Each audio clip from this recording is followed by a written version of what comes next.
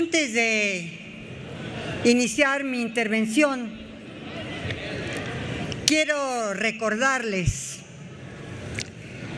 las posiciones de algunos de los señores ministros y ministras de la Suprema Corte de Justicia de la Nación, a quienes respeto, les tengo gran consideración y afecto, y adicionalmente fueron y son grandes juristas. Empiezo por Sergio Salvador Aguirre Anguiano. Él siempre dijo que era afiliado al PAN. Afirmaba que el Poder Judicial carece de competencia para analizar las reformas constitucionales por estar fuera del control judicial, postura derivada del principio de supremacía constitucional y de la función del constituyente permanente en México. Esta disposición está en el artículo 135. El ministro Mariano Azuela, también en este tipo de debates, llegó a recordar que el artículo 39 constitucional decía y citó: la soberanía nacional reside esencial y originariamente en el pueblo. Todo poder público dimana del pueblo, se instituye para beneficio de este. El pueblo tiene en todo el tiempo el derecho inalienable de alterar o modificar su forma de gobierno, y remataba su postura recordando a Felipe Tena Ramírez. Juan de Romero solía decir que observar la Suprema Corte de Justicia no tiene facultades para revisar al poder reformador de la Constitución, ni las normas constitucionales, puesto que el artículo 135 instituye su propio control, que no es judicial, sino político. El ministro José de Jesús Gudiño Pelayo, también afiliado al PAN, por supuesto, afirmaba que si el amparo pudiese aplicarse sobre normas constitucionales y de fondo, estaríamos entonces en un mundo en el que habría unas personas con una constitución y otras con otra constitución. Lo mismo decía Fernando Franco González Salas, que sostuvo no encontraba límites a la acción del poder que establece como revisor de la Constitución, de acuerdo con el 135. La ministra Luna Ramos: no hay restricción alguna a las reformas constitucionales que haga el poder constituyente permanente respecto a lo dispuesto en el artículo 135. La Constitución sí puede ser reformada por el poder revisor, y no hay restricción alguna para las reformas constitucionales.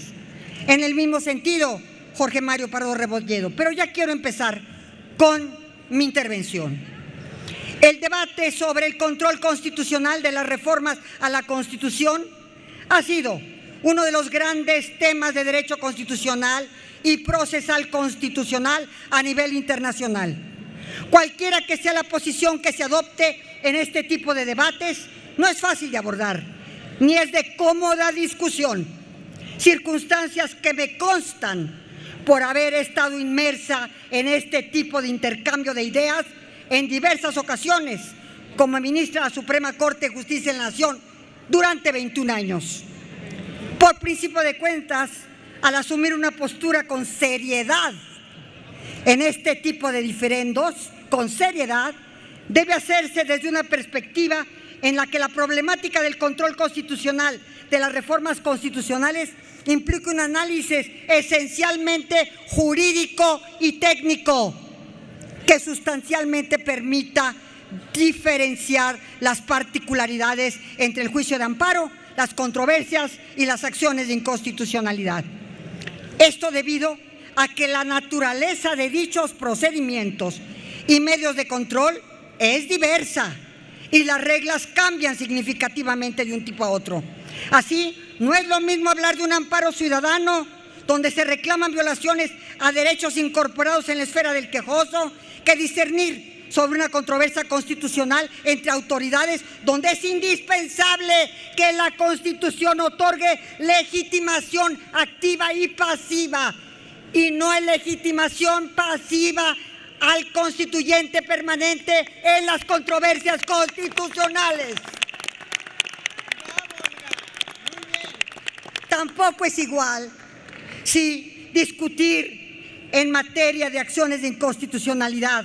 ¿Por qué? Porque por antonomasia la acción de inconstitucionalidad es un medio de control abstracto, y al ser abstracto no se pueden estudiar ciertos temas que siempre están desprovistos del panorama de su aplicación, y de donde es necesario delimitar el universo de normas constitucionales que sean materia de análisis.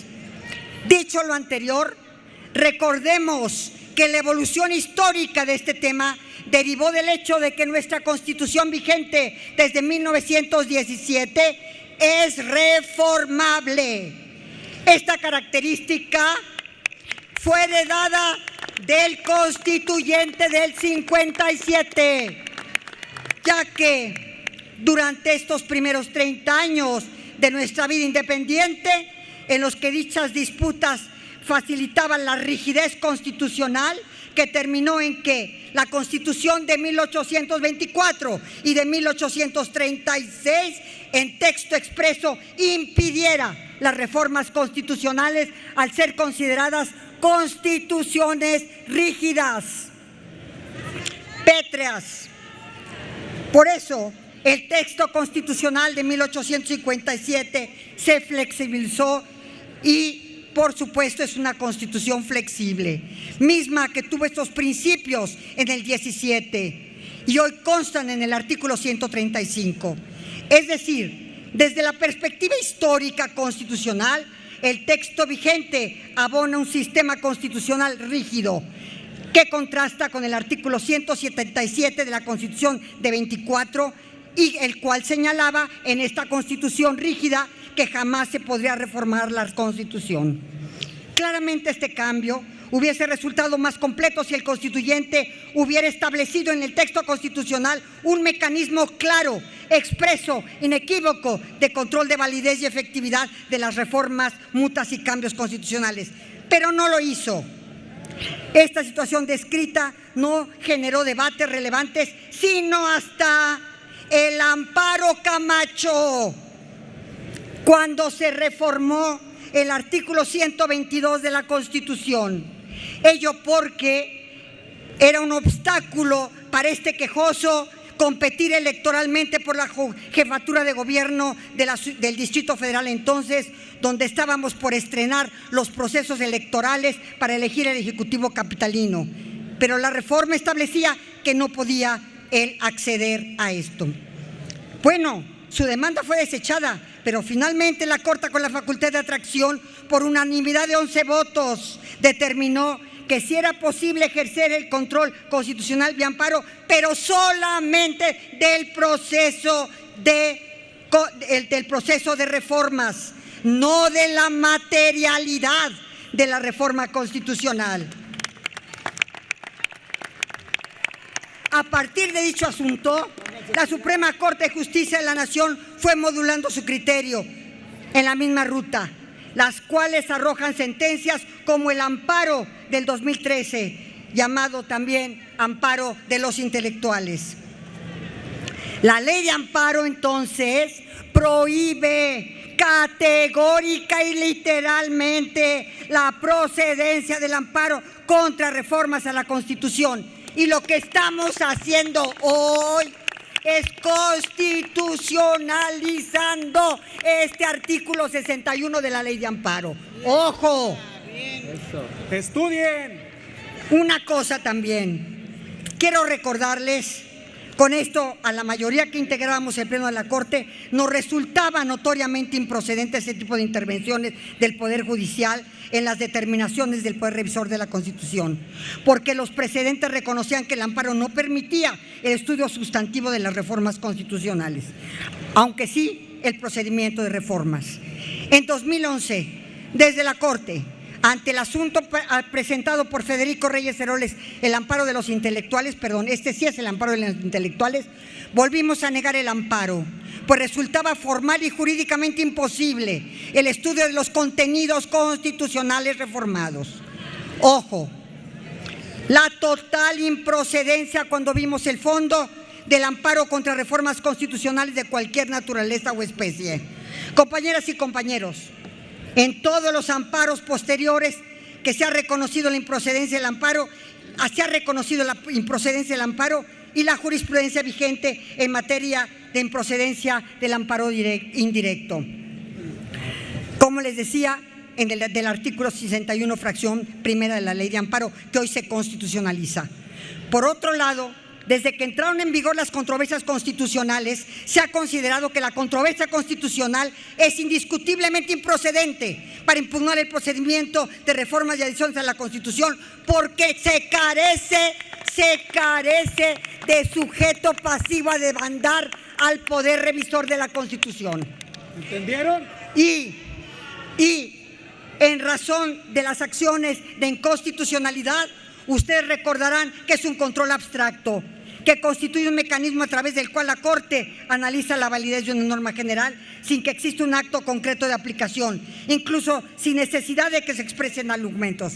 Lo que aquí quiero ser muy puntual, lo que se requiere para su práctica de un universo finito y conocido por las normas constitucionales, en la acción de inconstitucionalidad se contrastan las normas secundarias con la Constitución. Por lo tanto, es la Constitución el límite de las acciones de inconstitucionalidad. Ahora, y así lo establece Alemania, España, Colombia, Argentina, Brasil, Austria, Francia, que tiene un control de constitucionalidad abstracto a través del control previo. Ahora, para concluir, quisiera llamar a la reflexión sobre algo que ha estado aquí presente permanentemente en estas discusiones. El tema del control constitucional sobre las reformas a la Constitución, que se encuentran estrechamente relacionados con dos grandes temas y que han inquietado este pleno, a este honorable pleno, a partir de confusiones, intencionales o no, de su impacto actual. Me refiero a dos temas: el concepto de soberanía y a la protección y defensa de los derechos fundamentales de los ciudadanos. En cuanto al primer tema, ya dije que todos los ministros coincidieron en la supremacía constitucional. En el segundo tema, quiero tratar a un autor, el profesor Armin von Bogandy, y su concepto del ius constitutionale comune para América Latina, junto con otros académicos del Instituto Max Planck, donde propone una teoría constitucional orientada hacia la protección y promoción de los derechos humanos en América Latina. Sobre la premisa dice que hay una tradicional vulneración a los derechos fundamentales en nuestro continente. Y desde esa perspectiva internacional se plantea una interacción dinámica entre el derecho constitucional y el derecho internacional de los derechos humanos, como una manera de construir un orden jurídico en base al pluralismo jurídico y un fortalecimiento de los derechos humanos desde la perspectiva internacional, así como el desarrollo de una jurisprudencia dialogante donde las cortes de los países latinoamericanos y la Corte Interamericana intercambien principios, prácticas, fortaleciendo un estándar común en derechos humanos con el propósito de romper la concepción tradicional de soberanía y constitucionalizar a nivel internacional los derechos humanos. No niego que lo a primera vista se percibe sumamente atractivo. Sin embargo, no podemos dejar de reconocer que plantea el reto de buscar las fórmulas necesarias para mejorar la eficacia e interacción entre el concepto de soberanía y la integración de los defensas de los derechos humanos. Concluyo.